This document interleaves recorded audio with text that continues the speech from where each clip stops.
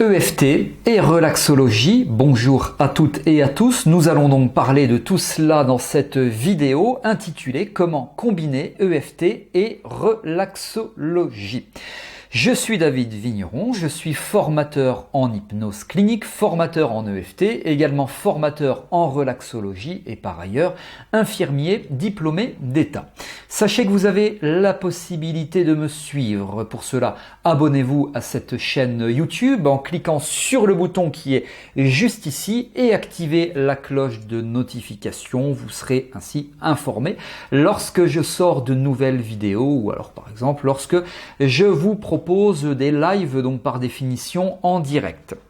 Alors comment combiner EFT et relaxologie? C'est ce que je vais aborder ici. Avant toute chose, bien entendu, il me semble tout à fait nécessaire et indispensable de vous expliquer ce qu'est l'EFT en une minute. Top chrono, c'est parti.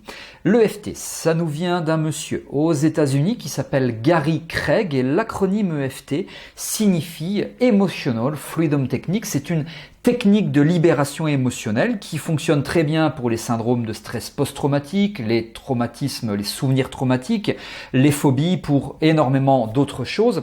Et c'est une technique qui va consister à demander au consultant de se focaliser sur ce qui est désagréable, tandis qu'on va lui demander de verbaliser alors qu'il est en train de stimuler certaines zones du corps. Je suis en train de vous en montrer quelques-unes. Gary Craig les définit comme étant les extrémités de certains méridiens d'acupuncture. Il y a 13, 14 ou 15 points selon si on comptabilise ou pas les points d'urgence. Donc voilà ce qu'est l'EFT. Et l'EFT nous offre un énorme avantage, c'est que nous avons la possibilité, en tout cas selon comment moi je l'enseigne, de la combiner à d'autres méthodes telles que l'hypnose, telles que la relaxologie. Ça tombe bien, nous allons parler de ça dans cette vidéo. Ça peut être aussi combiné à de la PNL ou à d'autres méthodes et ça c'est vraiment génial. Génial par rapport à quoi? Par rapport à l'efficacité, puisque 1 plus 1 dans un contexte de thérapie, dans un contexte tel que celui-ci ne fait pas 2, mais 1 plus 1 égale 5. Donc voilà pour ce qui est l'EFT. Alors à la question, comment est-ce que l'on va pouvoir combiner l'EFT à la relaxologie? Donc, si vous êtes relaxologue, ça va bien vous parler. Si vous êtes hypno-sophro, ça va vous parler aussi. Et pour cela, je vais vous donner 5 exemples, 5 techniques, 5 approches possibles. Premièrement, vous allez pouvoir utiliser, par exemple, dans un contexte de préparation d'examen ou de concours, vous allez donc pouvoir utiliser l'EFT combiné à de la futurisation positive, donc de la mentalisation, s'il y a un blocage. Par exemple, la personne va passer son permis de conduire, donc on utilise des techniques de relaxation. Pendant cette technique de relaxation, elle s'imagine l'examen et si à un moment donné ça bloque parce que par exemple elle s'imagine, je sais pas moi, faire un démarrage en côte et elle cale, ça va pas, elle stresse, etc. Relaxologie, ça va l'aider. Donc la futurisation positive, ça tombe bien puisque c'est grâce à ça qu'on va pouvoir la connecter. On parle de focus interne, de connexion à ce qui dérange et on va pouvoir libérer ça en faisant des rondes d'EFT. Renseignez-vous sur ce que sont les rondes d'EFT sur ma chaîne puisque j'en parle également sur cette chaîne YouTube des différents points, des différentes rondes d'EFT. Donc futurisation positive, relaxologie combinée à l'EFT. Donc là, l'EFT va être utilisé si dans la futurisation, alors la plus positive possible, si ça coince, s'il y a des blocages pour libérer, désensibiliser la personne par rapport à ces blocages. Premier exemple. Le deuxième exemple, futurisation positive, futurisation plus EFT, même si tout va très très bien. Même si tout va bien, c'est génial. Donc la relaxologie, on va la combiner à donc de la futurisation. Mon examen du permis de conduire qui se passe très très bien. Il n'y a aucun blocage, donc dans ce deuxième exemple, il n'y a aucun blocage. Donc c'est pas grave, la personne continue à se tapoter simplement pour renforcer son assise et pour ancrer en elle que oui, ok, tout va bien. Donc sous-entendu, il n'y a pas de blocage et qu'elle va réussir son examen. Donc on peut même l'utiliser, cette EFT, pour ce que l'on appelle des routines énergétiques, pour asseoir le fait, pour ancrer le fait, pour engrammer le fait que oui, ça fonctionne et que ça va fonctionner pour elle le jour où elle va passer son permis de conduire. Troisièmement, c'est tout à fait possible de faire de l'EFT combiné à de la relaxologie en s'imaginant, alors ça peut être par exemple en s'imaginant l'examen où l'idéal c'est quand on est sur l'examen, mais on peut pas forcément tapoter parce que imaginez-vous devant l'examinateur du permis de conduire, la personne effectivement elle va pas se tapoter, ça va être un petit peu délicat, surtout si elle conduit. Enfin, si elle conduit, le mieux c'est quand même être concentrée sur la conduite en elle-même, mais en tout cas mentalement elle va pouvoir s'imaginer en train de tapoter. Relaxologie combiné à la visualisation en train de se tapoter. Et je ne sais pas pourquoi ça fonctionne. Moi, j'ai eu l'occasion de le faire un jour dans le train, dans le TGV, tandis que j'avais une douleur abdominale, donc plutôt aiguë, de me tapoter, mais virtuellement, j'ai fermé les yeux dans le train devant tout le monde, mais je me suis tapoté mentalement et pas réellement, et j'ai réussi à soulager ma douleur, peut-être en, je sais pas moi, 1 minute, 2 minutes, 5 minutes. J'ai plus exactement de souvenirs par rapport à la durée. Je sais que ça a très bien fonctionné, avec un petit peu de relaxologie et notamment de respiration. Donc, vous pouvez conseiller à vos consultants de faire de l'EFT, mais mentalement, s'imaginer faire de l'EFT et s'imaginer que tout va très bien. Ça, c'est tout à fait adapté, notamment juste avant un examen, si la personne n'a pas la possibilité de se tapoter réellement. Il y a encore 2 approches que je vais vous donner. Je vous précise juste avant de vous les donner que vous avez la possibilité de vous inscrire à un webinaire, une conférence en ligne dans laquelle je traite d'EFT qui s'intitule « Comment utiliser l'EFT lors de vos prises en charge thérapeutiques ». Sous cette vidéo, vous avez le programme de ce webinaire et vous avez également le lien pour vous y inscrire. C'est tout à fait gratuit. Profitez-en. Alors, la 4e approche possible, c'est un focus interne. Plus, donc en relaxologie, pendant que la personne imagine par exemple son examen ou même quelque chose de passé, on n'est pas forcément là sur un examen, en tout cas quelque chose qui est assez difficile, donc focus interne. Donc elle imagine tout ça dans sa tête, par exemple une dispute qui s'est passée récemment avec le petit ami il y a 2 jours, imaginons cela. Elle ferme les yeux et elle s'imagine revivre cette dispute, donc mentalement, pendant ce temps-là elle tapote, à viser libération émotionnelle pour que quand elle y repense, eh bien il n'y ait plus cette empreinte émotionnelle désagréable ou ce stress, en tout cas selon comment elle va identifier cela en focus interne. Et le tout greffé à une respiration consciente. Alors, il y a 1001 respirations conscientes.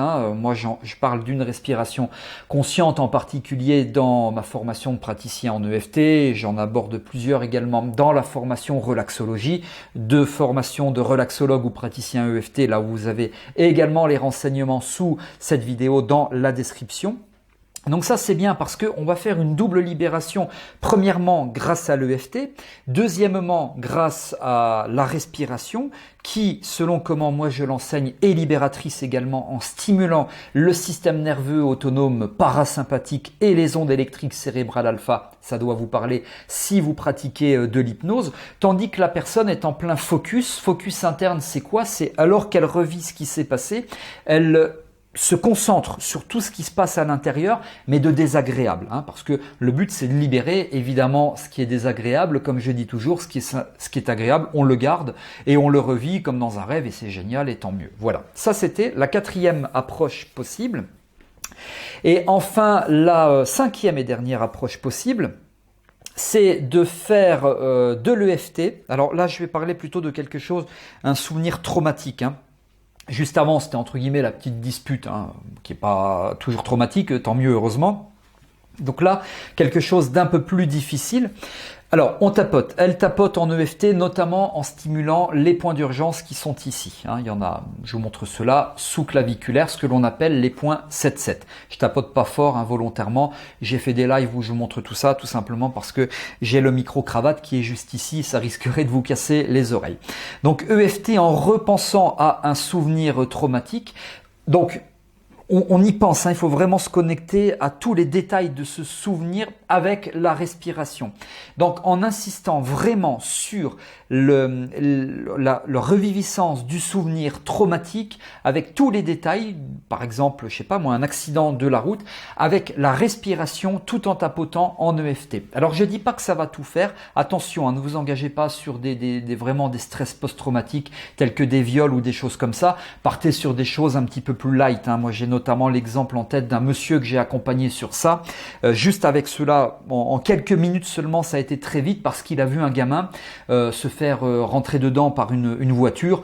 Et bon, il n'avait pas grand-chose, le gamin, d'après ce qu'il m'a raconté, une petite plaie au niveau du front ou de l'arcade sourcilière, mais voilà, donc ça a été un petit peu traumatisant quand même pour lui. Donc il repensait à ce souvenir pendant qu'il se tapotait, qu'il faisait les rondes en EFT, tandis qu'il stimulait le parasympathique via une respiration consciente, et ça a très bien fonctionné. L'EFT, l'objectif de l'EFT, c'est vraiment désensibilisation, c'est-à-dire que le but n'est pas de soustraire le souvenir traumatique, en l'occurrence à la personne, de provoquer une amnésie des faits, pas du tout, mais simplement de faire en sorte que quand elle se reconnecte, lorsqu'elle repense à ce souvenir, eh bien, il n'y ait plus cette empreinte émotionnelle désagréable qui l'empêche, et éventuellement de parler en public, de conduire, de sortir dans la rue ou autre. Voilà pour cette 5e approche. Avant de conclure, je vous donne 2 erreurs à éviter. Il m'a semblé important de vous en parler.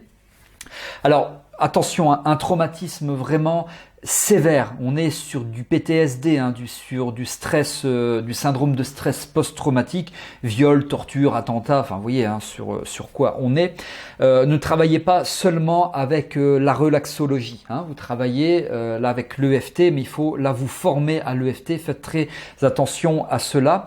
Voilà. La 2e erreur, moi je trouve que, alors c'est une erreur sans être une erreur, je trouve que c'est un petit peu dommage de pratiquer la relaxologie sans pratiquer d'EFT, et que c'est aussi dommage de pratiquer l'EFT sans pratiquer la relaxologie dans laquelle je parle notamment de respiration consciente. J'en donne plusieurs, voilà.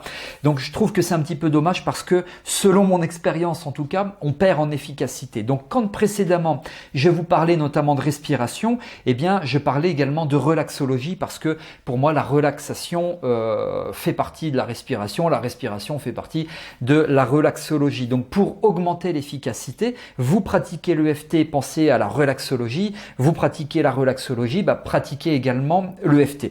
Et puis également tout ce qui vient se greffer autour, vous pouvez regarder un petit peu ce que je propose dans la formation de relaxologue en termes de programme de contenu, tout comme la formation de praticien en EFT, qui sont 2 formations en ligne. Le programme de chaque formation figure en dessous dans la description de cette vidéo. Voilà, je vous remercie d'avoir suivi cette vidéo. Si vous avez des questions, des remarques, des commentaires, des suggestions, eh bien n'hésitez pas, vous avez sous la vidéo la partie des commentaires qui est prévue pour cela. Si cette vidéo vous a plu, partagez-la en masse, faites-en profiter vos amis, vos collègues, et vous pouvez également liker en cliquant sur le petit pouce bleu orienté vers le haut. Merci d'avoir suivi cette vidéo et à très bientôt pour de prochaines vidéos.